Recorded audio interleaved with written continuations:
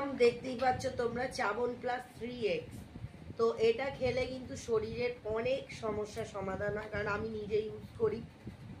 তো এটাকে আমি খাবো কারণ আমার প্রচন্ড ঠান্ডা লেগেছে। এটা ঠান্ডার জন্য ভীষণই পাওয়ারফুল এবং গ্যাস বা অন্য অন্য সমস্যার কিন্তু ভীষণই সমাধান করে। তো আঙুলে লেগে গেছে, যাই হোক, আমি এটা ওষুধ কিন্তু এক ধরনের, ঠিক আছে। তো এটাকে আমি খাচ্ছি 1 চামচ করে। এটা খাওয়ারও নিয়ম রয়েছে, তো এখন বেশি না, আমি অল্পই নেব।